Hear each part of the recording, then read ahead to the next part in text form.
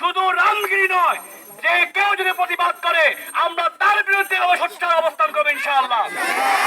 এই পর্যায়ে আমাদের সম্মুখে সংক্ষিপ্ত বক্তব্য নিয়ে আসছেন বাংলাদেশ শ্রমিক কল্যাণ ফেডারেশন রামগঞ্জ উপজেলা সম্মানিত সেক্রেটারি জনাব শামীম পাঠান ভাই। শামীম পাঠান ভাইকে সংক্ষিপ্ত বক্তব্য দেওয়ার জন্য সময় অনুরোধ করছি।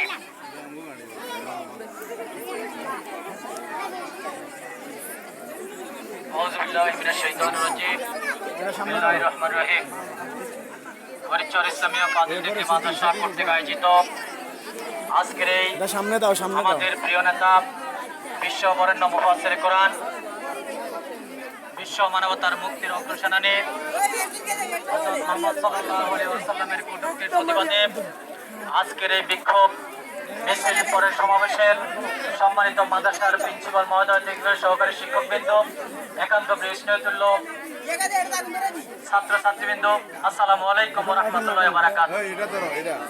আল্লাহর কাছে শুকরিয়া আদায় করছি যে আল্লাহ আমাদেরকে আজকের এই আমাদের বিশ্বনবীর ভালোবাসায়, আমাদের প্রিয় নবীর ভালোবাসায় আজকে আমাদের অন্তত একটু সম্পৃক্ত হতে পেরেছি। এর জন্য আল্লাহর কাছে শুকরিয়া আদায় করছি আলহামদুলিল্লাহ। সম্মানিত উপস্থিতি, আসলে প্রথমেই আমি যে কথাটি বলতে চাচ্ছি, আমাদের আজকের প্রতিবাদ যেভাবে উৎসর মুখর পরিবেশে হয়েছিল, আজকে এই দেশের বৈষম্য ছাত্র আন্দোলনের মধ্য দিয়ে আমরা তৃতীয় স্বাধীনতা পেয়েছি। এই স্বাধীনতার মধ্যে দিয়ে আমরা যেভাবে উৎসর মুখরিত হয়ে সবাই আমাদের প্রিয় নবী রহমানের শহীদ আমরা সহ্য না করতে পেরে আমরা প্রতিবাদ করতে পেরেছি।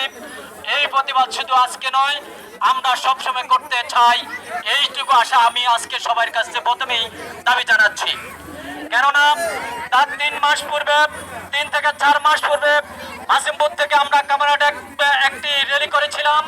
সেইখানে র্যালিতে আমাদের রামগঞ্জের এসপি আমরা এবং মিছিল করে যখন আমি আলোচনা করতে গিয়েছিলাম, তখনই সবাই চলে গেছে এসপি দেখে। আমি সেখানে দাঁড়িয়েছিলাম, আমাদের 3-4 জন ভাই দাঁড়িয়েছিল, আমাদেরকে নিয়ে যাবে পুলিশের ভয়ে সবাই চলে গেছিল। এই প্রাণ যদি আমরা পুলিশকে ভয় করি, আমাদের বিশ্বনবীর ভালোবাসা হবে না।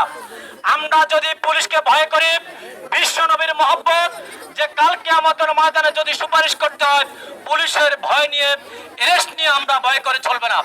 এই জন্য আমাদের ভালোবাসা সার্বক্ষণিক থাকতে হবে। আমাদের নিজেদের জীবন বাজি রেখে আমাদের বিশ্বনবীকে ভালোবাসতে হবে। আজকে যদি এখন যদি পুলিশ আসে, আমরা ভয় করব না। পুলিশ আমাকে সর্বশেষ এরেস্ট করে নিয়ে যাবে, গুলি করবে।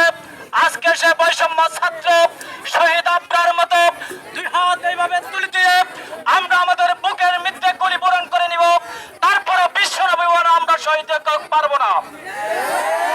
ভারত মাঝে মাঝে আমাদের নবীকে কটাক্ষ করে, কেন বাংলাদেশে বিভিন্ন সময় আমরা প্রতিবাদ করি, কিন্তু এই প্রতিবাদ আমরা বারবার করে আর বারবার আমরা প্রতিশোধ নিই শুধুমাত্র আমাদের মুখের মাধ্যমে।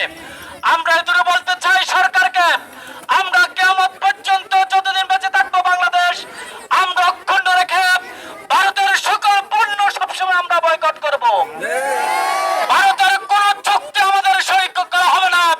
আমরা আজকের সমাবেশ থেকে, এই সমাবেশ থেকে অন্তর্বর্তী সরকারকে জোর দাবি জানাচ্ছি। আমরা এইখান থেকে জোর দাবি জানাচ্ছি, আমরা যারা যে বাজারে যে সমস্ত পণ্য আছে ভারত